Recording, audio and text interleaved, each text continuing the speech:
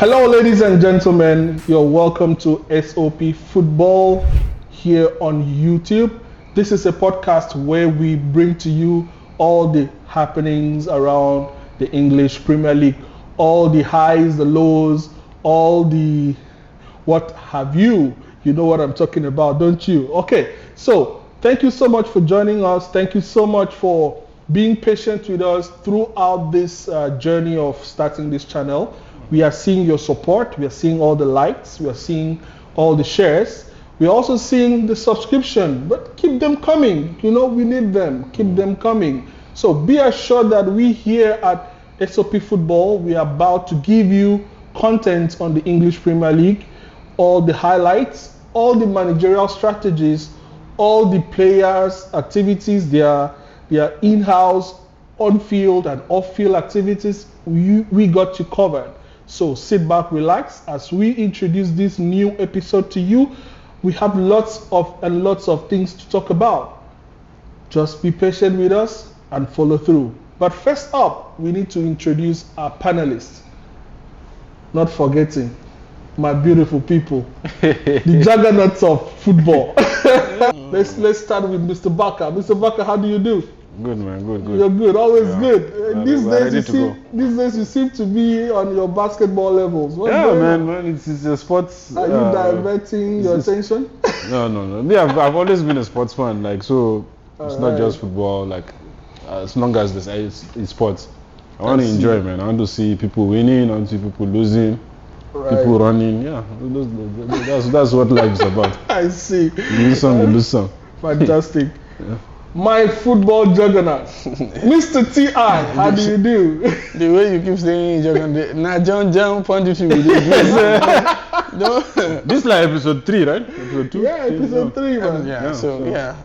It's an honor to be here. It's an honor to be here. Wow. Yeah. So thank you so much, guys. You can hear from my credible panelists here. We are really grateful. Thank you so much. So today, guys, you know, the recent happening in the English Premier League, one of the most interesting topics that we're going to discuss today, VAR. Yeah. Okay. VAR. What is going on, guys? Because after the fallout of Liverpool's 2-1 defeat to Tottenham, where there was an unprecedented admittance of the referee admitting to a significant human error from VAR, causing Liverpool to draw that match.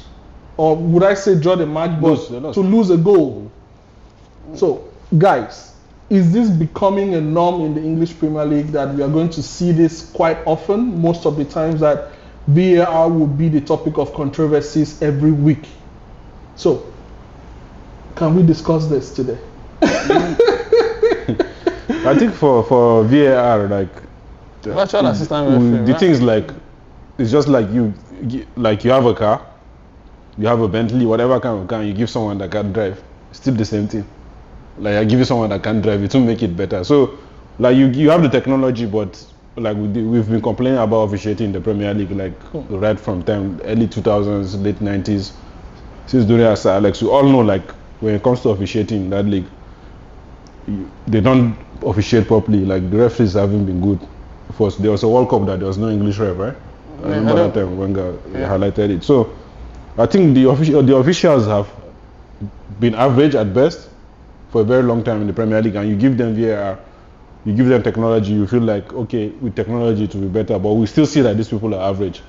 So I think that's what's happening. It's just like, yeah, it's human error, but we're seeing like the officials are not good at their job. Let's see. That's the bottom line. What do you think? Well, for me, when I hear VAR, it's just a very average referee. In my mind, that's the acronym. Very average referee. Like that's it. No, for real. That's the same way I come from, right? Yeah. Richard told Baligbimi, Shemi Boshe Bami. If VAR is not going to make it better, just leave the crooks. Right. Yeah. And like Baka rightly said, right? The Premier League might be the most watched league in the world, and with all its pedigree, officiating is poor. It's terrible. And we see that week in, week out. It's the inconsistencies that robs the beautiful game. So they should fix that, but they won't fix it still. So it's okay. We're still going to be here till the end of the season. There's been a compilation of like 18 VAR errors just for last season only. 18. So do you mean to say that because this is becoming a weekly occurrence where when every fan is expecting that VAR should actually be a mediator to kind of questionable decisions by the referees or probably calls for offside penalties, and I think most of the times that it's this calls for offside because do you think that the refereeing body coming out to give apologies every week makes any sense? It's better now that they come every week. At least now they're apologies. accepting they're wrong. Like, now they're accepting that they are wrong, right? The very first thing in fixing a problem is admitting that there's a problem. So they are admitting for the very first time in a long time that there is a problem. How they fix it is what we want to know, right? I don't mind them taking their time to do a replay, to watch it properly. And if they are confused, bring the referee there. Go and discuss. Tell people to stop the game. Don't you think that is taking away some time from fan excitement? They will have it. There's nothing like fan excitement, all these things, man. When I hear that thing, I just feel like these people are like the criminals that like people that a game you're not supposed to win, you win. What's the point of that? Every major sport in the world uses technology, uses this kind of things whereby you slow down and check, get the right decision. It's better to have. Yeah, injustice is injustice, whether it's in sports or anywhere. So using technology, no matter how long it takes, we'll watch it. A typical 48 minutes game, if you're watching American sports, can last up to 3 hours, 2 hours, because all these things have to be checked properly. So at the end, like if the winner is there, the rightful winner is there, that's what we're here for. Why should people be complaining about, no, it takes away the thrill, what, you have to celebrate the goal twice? If you score, you score. If you didn't score, you didn't score. Yeah. I see. Okay. Guys, so based on what the refereeing body came out to say, right, that they have admitted the mistakes, right, and this is what they said. This was a clear and obvious factual error and should have resulted in the goal being awarded through VAR intervention, right? However, the VAR failed to intervene. The body will conduct a full review into the circumstances which led to the error. I think this is a statement that we've been hearing time and time again. Right. So I just quickly want to just highlight what Liverpool and Klopp actually responded, okay? Then Liverpool released a statement requesting for the audio conversation of the VAR officials, right? So, and Mr. Klopp also has come out to, just recently, I think, is it today? I think his report came out today. Yesterday. Yeah. Okay. He was requesting, hold on, let me just check. I think it's his press conference ahead of the it was a press conference. Yeah. Okay, so he's saying that I am saying as a football person now, he's not he's not referencing himself as a coach, but he's saying as a football person, I think the only outcome should be a replay. It is the most fair situation and solution. I don't even want to. I don't even want you to finish that statement because that's so hypocritical. He's not a normal person. He's last season. Do you know how many points Liverpool gained because of the same issue with VAR last season? Did he come out to say that there should be a replay? We all cry wolf when it doesn't favor us.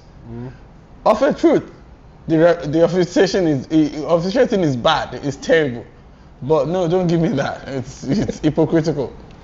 No, for me, I feel like as a football fan, of course, I feel like the recurrent situation with VAR is actually getting out of hand So I kind of understand from his own position why he will call for a rematch. But like you said, Klopp is very, very hypocritical.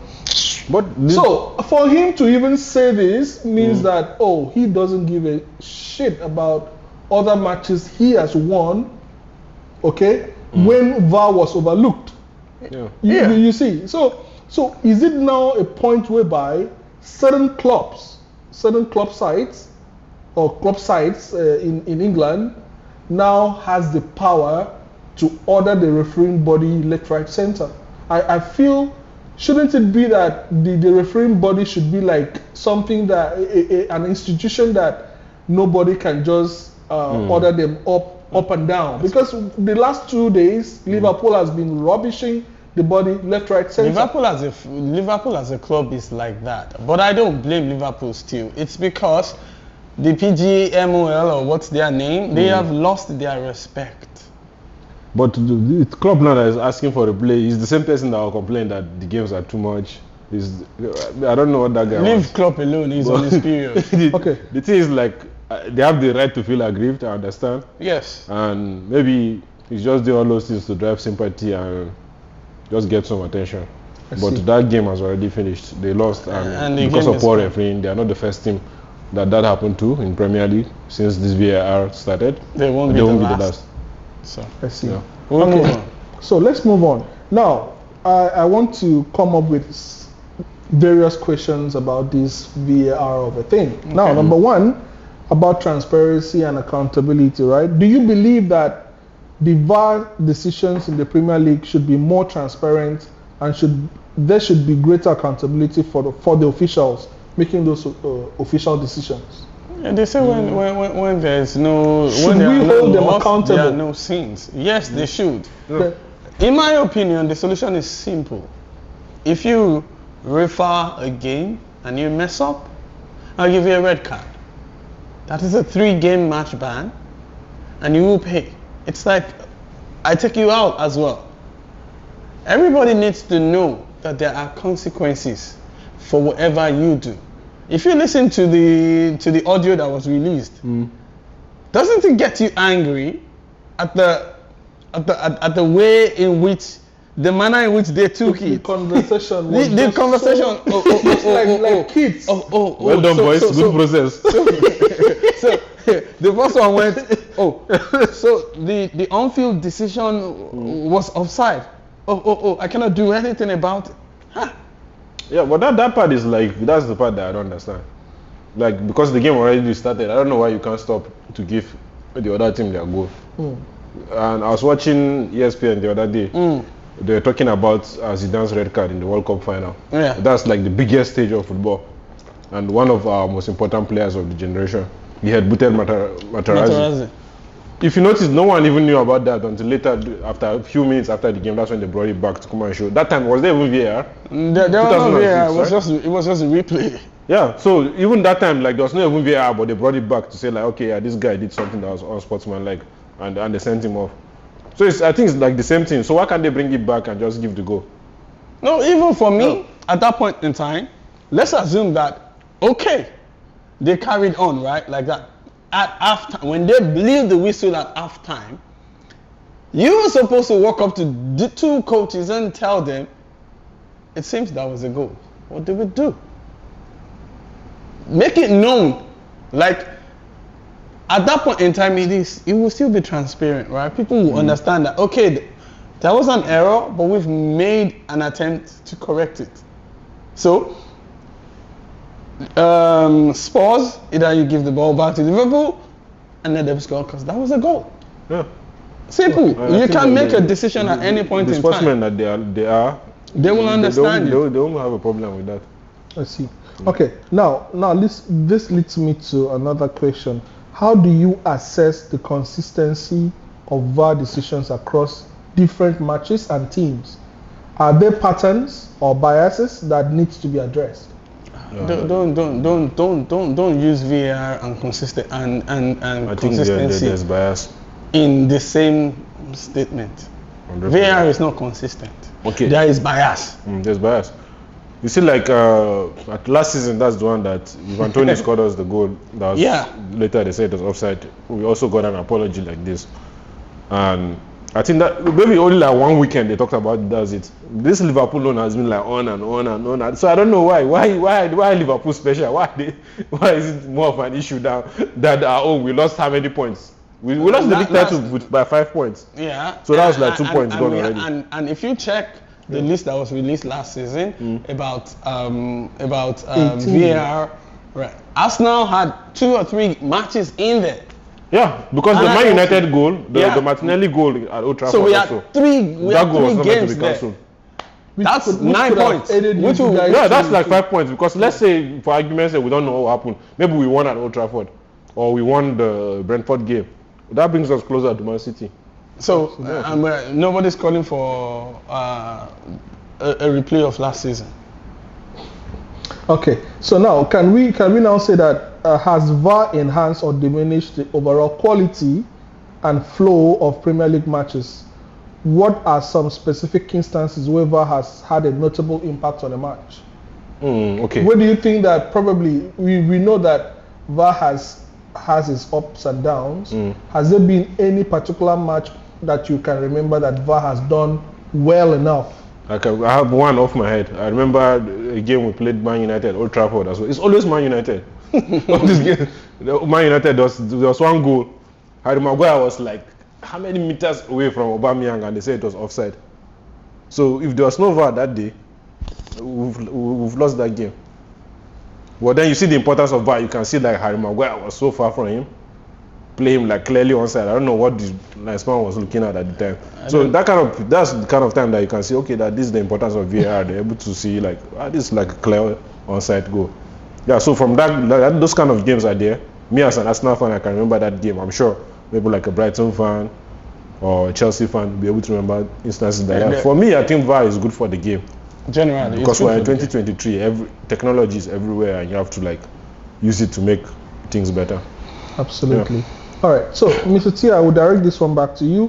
How has VAR affected the fan experience in the stadium and for viewers at home? Has it created more excitement or frustration among fans? Because it's bittersweet, and that's what I like. Right? Madonna in her song said, "Pain is it's a signal that something is wrong." Right? For me, it's if the end justifies the means, I'm okay. If you pause the game, get it right. So don't you think that at that moment where the game has been paused, okay, maybe someone scores, a player runs in excitement to maybe celebrate with the fans, and then you see the linesman raises up the offside flag. Does it stop that moment of excitement? No, it's just delayed gratification. At the end of the day, if the right call was made, it's good. Yeah, true. Because it's delayed gratification. If you score, right, and they put it on pause to check to see if it was really a goal, and it ends up being a goal, you jubilate. Yeah. Right. If you scored and they check it and it was offside, the other team that would have been robbed, they jubilate. Yeah, so it's bittersweet. So at the end of the day, they should get it right. So don't you think that takes away that spontaneity? No, it doesn't. Nah, it doesn't. Okay. So I will now ask this question: how do players and managers adapt to the VAR system? Because especially in situations where VAR overturns an on-field decisions, how does this affect their approach to the game? See, football is like general election, right? If you cannot stand to lose, then your mentality is weak. Don't go in there in the first place. Because at the end of the day, it is what happens on the field that you're a goal down, or that a particular decision doesn't favor you, shouldn't be enough for you to drop your head down, unless you are Manchester United in this season. Manchester United fans, I'm sorry, I'm not there. I'm just saying the obvious. Okay. But it's the same thing still, because like where you come, it's a ball game, so like refereeing, injuries are gonna be there. So you know that those things are things that will affect like the outcome of your game. So it's the same approach, I think. The things you cannot, just worry about the things you can control. See, I have a friend about me. He's always fond of saying that he doesn't like it when they complain that referees are biased and da. And I always get his point. I always get it when he says that. Because see, at the end of the day, right, if you go and do the things that you know how to do best, right? If you keep putting the ball in the net, if you keep defending well, how many decisions wants to go against you? If Liverpool has scored another goal, if they have scored 4 goals in that game, one wouldn't have mattered. That one wouldn't have mattered. But I understand their pain point as well. It was that goal was a major turning point. It was a deciding factor. But how can we now say that it's the goal that they didn't allow you score that made you let in 2? You get the point? Yep. But then also they are like tight margins. Yeah. There are games like that. That will be very, very close. I remember like, is it the Sheffield United against Aston Villa, I think during that lockdown. That one was even the goal line. The issue was the goal line technology. That Sheffield scored a goal. And they didn't register. Yeah, they didn't. So. Now actually during the lockdown, the game that I was pissed at the most was the one for Liverpool. The one where the ball clearly crossed the line and it was supposed to be a goal kick. And can you remember the game? The goal where the ball was really over. A Liverpool player crossed the ball and it went out and it came back in and then the Liverpool now scored. Yeah. I think there was one against Villa or something. I'm like, Yeah, so they win some, they lose some. Okay, so let's move forward. I like VAR. So guys, so do you think that referees and VAR officials need more training or improve communication protocols to make accurate VAR decisions to be more consistent and accurate? Do you think they need more trainings? They need but what kind of training do you give to? Soft skills. Soft skills? They have unconscious bias. I thought this problem is unconscious bias. Yeah. And the inability to be accountable. Yeah. Because you need to be able to make bold decisions. You cannot just say, I cannot do anything. Like whoever that VAR. How can you say that? I cannot do anything. Because you are where you are at that particular point. There's a reason you are where you are. To make the right decision. You know the funny thing, there was one guy, they said that the VAR guy, one Oli or something, that audio if you hear it, that kept saying they should stop the game, they should stop the game, they should stop the game. They won't listen to people like that. They will shut them up. They didn't listen to him. So do you think that maybe under the cover there are some Premier League referees that are maybe some fanatics of certain clubs and they would likely want decisions to favor them in a way? You can't rule. You think that there is like you said, there is a bias? Even the English FA is corrupt. Every sport is corrupt. You cannot rule it out. But we cannot say that because there is no proof. That what? There's no proof of the corruption, bro. Where? But there's no proof. You can't prove that. You are a living proof that there's corruption in the Premier League. Manchester City is a living proof that there's corruption in the Premier League. What do you mean that there's no proof? Well, there's no proof is what every criminal will say. We don't dwell on it. Because at the end of the day, right, the good of the game overshadows the beautiful sport, overshadows the little misdemeanor here and there. But it's that kind of thing that can even be a problem when you say like, okay, now this institution is rich, looks well organized, like some things might not happen. It could actually happen. You see, like even Syria now, the Calciopoli scandal, you just looking at it like, okay, it's great. Juventus are great, AC Milan are great. So you will know that behind the scenes, this kind of things can happen. Okay. Now, this leads me to the question of, because before the start of this season, most clubs actually voted against automated VAR, meaning that there wouldn't be any need for referees to be there at the VAR room. to make this judgment. It would have been automated, but Premier League clubs voted against that. So do you think that are there technological improvements or changes to the VAR system itself that could mitigate the controversies and ensure a fairer outcomes in matches? If they want to totally turn it over to AI, right, and eliminate the people there, at least we can eliminate the bias. But football is a people's sport. Football is a contact sport. But I don't understand what that means. Like, the referee should be in the VAR room. No, what it means they don't want anybody in the VAR. They don't want anybody in the VAR. Everything is automated. Everything is automated. Everything is AI. Okay, so clubs voted against it. Clubs voted against it. So that's why. So, yeah, for me, I'm okay with that. And like, you're VAR. Okay with the clubs voting against it? Yeah. Because at least the human being should be there. That's why. Human touch and accountability. There are some things. See, this argument is way bigger because it is pros and cons, right? There are times when you need human discretion, right, to prevail in a particular situation. I'll give you an example.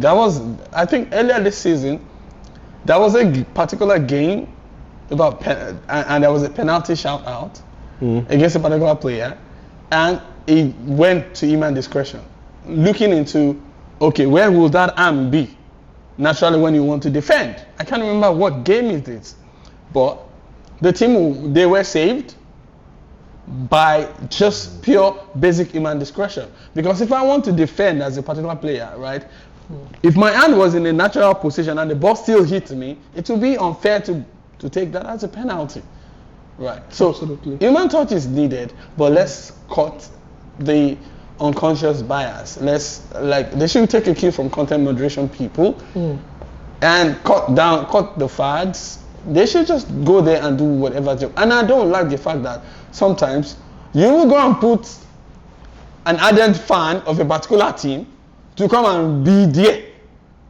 to ref. Why would you do that? Can't you get neutral people? I think like for Premier League, what they do is like their best referees, maybe like Oliver or what's his name? There's one other guy that Chelsea fans don't like. Forgotten his name. No, we don't like him. We don't even want him. So do you know that? Yeah, so I think they prefer to keep those guys for like certain kind of games. They feel they can control the game more. Very good. I think let me get my phone out. There's something that I think I wrote down that I wanted to share with you guys.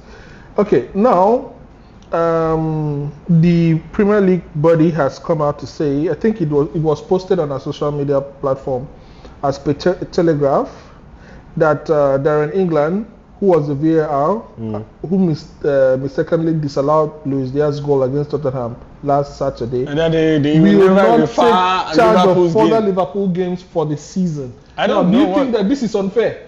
That's I quoted you. I tagged you on Instagram or was it Twitter? I can't remember. I'm not sure how to make of it because now, like Darren England, it could be a good thing, it could be a bad thing. Maybe Darren England can referee against Liverpool and feel like, okay, he owes them because he made a mistake in the previous game. Then he might do something that might favor them.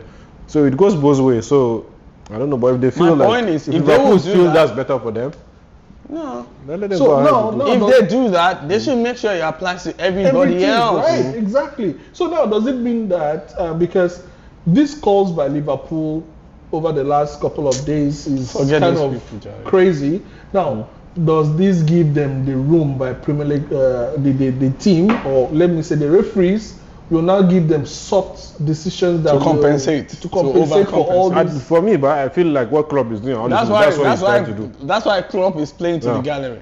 For me, I think that's the way he's trying to pressure them so that like in their next game or like other games, they will be like, oh, okay, Liverpool will agree to the last game. It's just mind games. I feel that's what he's trying to drive. I see. But, okay. Now, I came up with something here like possible VAR solutions, right? So I don't know how we can debate about this, but first, do you think that to make the audio recordings public would be one way of solving this issue? Probably we get to hear, because right now, currently, FIFA blocked the ability to hear audio live during the match, and thus the Premier League itself cannot implement it. but they can certainly be one league that pushes for that to change. That means that as the game is going, we can listen to the live recording of that particular conversation. The conversation. Okay, Do you think that could be one of the ways that can solve this? That could be distracting. No, but live recording I think is not necessary. What we can do is like when they are making the decision, they should explain why they are making that decision and how. You know, at a particular point in time, they will show on the screen VAR checking. At that point in time, whatever is going on, put it there. If we cannot hear it, let's read it. Right. Yeah, and this one happens in rugby. Like rugby do that now. Even in the NBA, like if they are like giving a decision, maybe like there's a coach's challenge or something major, you see like the main referee will explain why that decision was made. Yeah. Yeah, so it will be, and they'll announce it like in the whole stadium or in the whole arena of the game. So you understand what's the reason why they are making that decision. At least people are kept. Yeah, so at least now you know, okay, this is why this goal was ruled out offside. This is why this goal has to count. This is why this penalty was given. This is why this penalty was not given. All right. Yeah. I think so you just answered one of my possible solutions, which is communication protocol, which rugby is already adopting. It makes their process very smooth and safe. Okay, so let's move forward.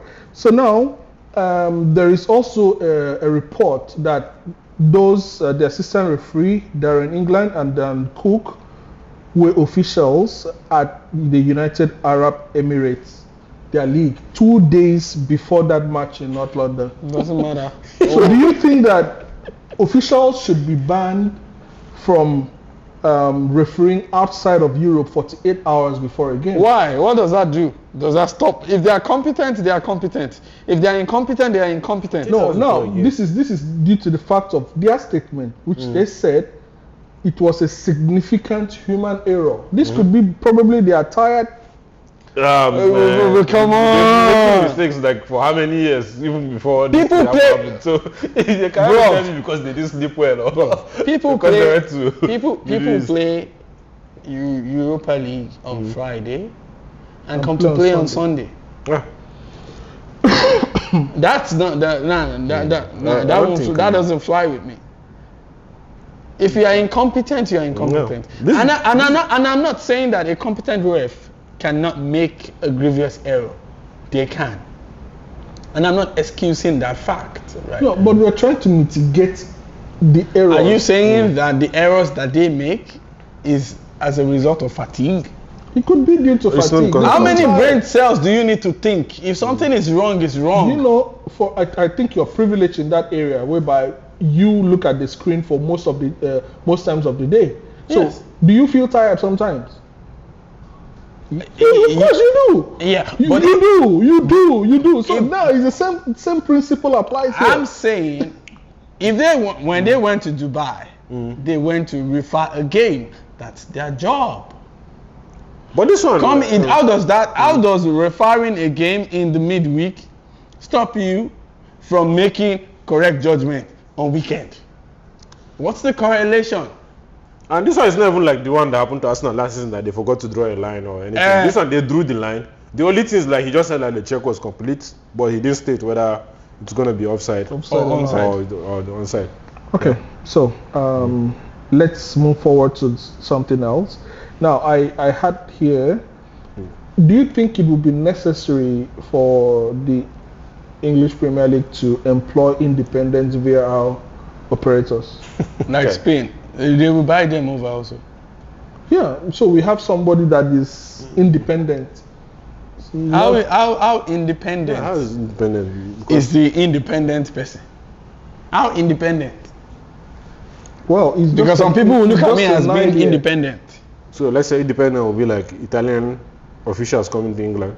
Probably, something they follow like that. the Premier League. You will be surprised. Yeah, they follow also because. Or maybe you bring like German officials, then maybe like someone that is from Munich doesn't like Manchester United. There'll still be those kind of little things. So why can't they be referees like the days of Colina?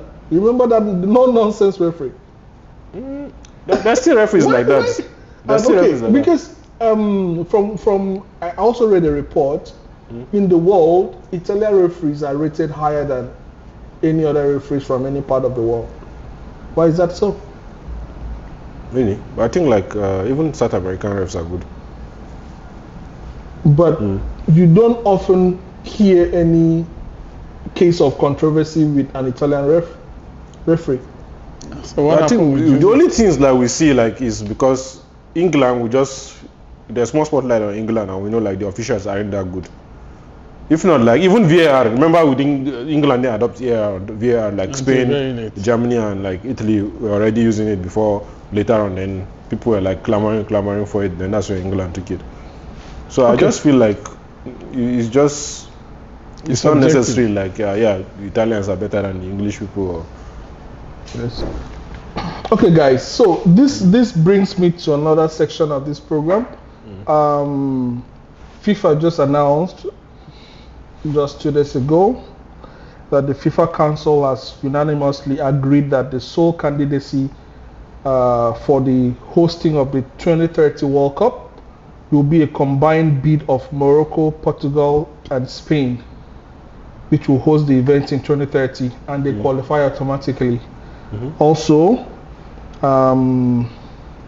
in this unusual arrangement, 3 South American countries, Argentina, Paraguay, and Uruguay, each will also host a single opening match on the home soil, and then the rest of the field, and then join the rest of the field for the remainder of the tournament, which will take place in Spain, Portugal, and Morocco. Do you think that this really makes sense, or is FIFA just trying to, to save their faces? Why 6 countries hosting the World Cup? Save faces, you mean political? Six countries. FIFA. Yeah. Forever involved in football accounting. FIFA is about money. No, the thing is, when they made this decision, do you think that they took the fans into consideration? For example, let's say England. Which fans? The fans. Which fans? Football fans. Football fans are not considered like anyway. You think FIFA, they make their decision based on football So fans? who will watch the matches? TV. Because Austin Wright. It's not TV money that rules everything now. It's TV money now. Any sport now is TV money. I know the TV money holds water, right? But the thing is, when you play a World Cup in an empty stadium, what does that give you? It wouldn't be empty.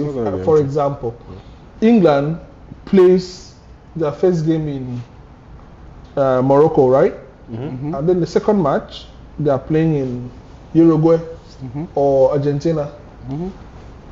How does that make sense? It's the World Cup. They will go.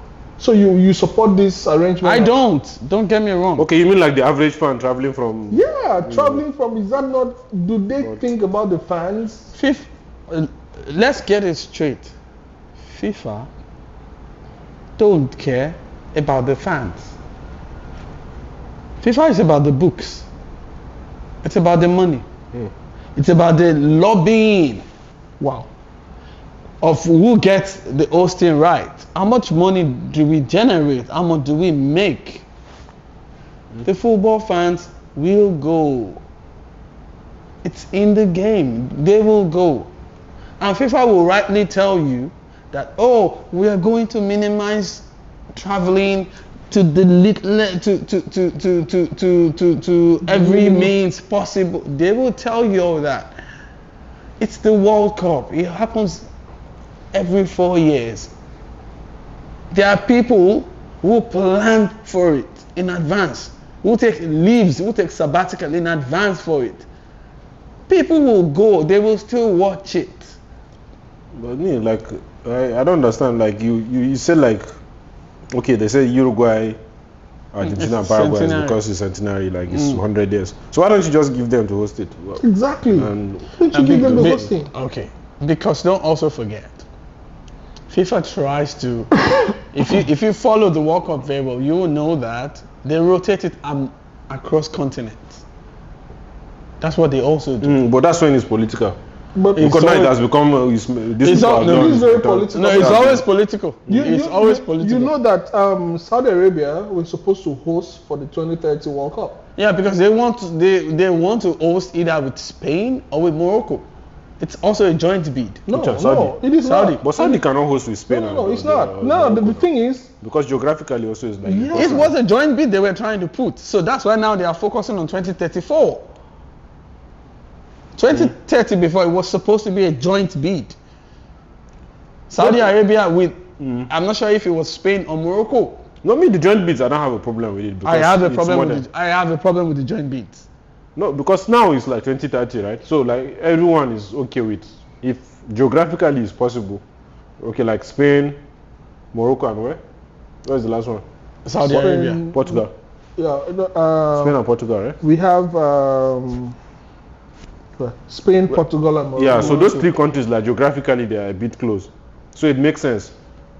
Even like FIBA World Cup this year, it's like Japan, Philippines, and I think Indonesia or something. Yeah. So if it's geographically possible, there's no problem with that. So me, what I'm saying is like, if you think the centenary is 100 years of World Cup, yes, allow Uruguay and Argentina and those guys to Because host. it's not. Because it's Why not. do we have Because to it's do that? not. Because it's not the turn of the World Cup to go to South America. Then leave them. But I'm sorry, why it's do- 100 years, so they are trying to Oh my God. find the best of both worlds. Too much So you have of to favor everything is a everybody. You have to problem. favor every six They want countries at everybody. the They same want time. everybody to laugh, to be happy, to have something to cheer about. All right, guys. Thank you so much for joining us on this episode of Sport on Pundits. We are indeed grateful. If you're yet to subscribe to this channel, please, what are you waiting for? What are you waiting for, guys? So please click on that like button, click on the subscribe button. Let us know what you think on the comment sections as well. You know, it will be fun for this channel to get up to 200 subscribers in the next 2 weeks. Don't you think so, guys? Yeah, I think that's very possible. That's very possible, right? So, guys, come on. Hit the like button, hit the subscribe button, guys.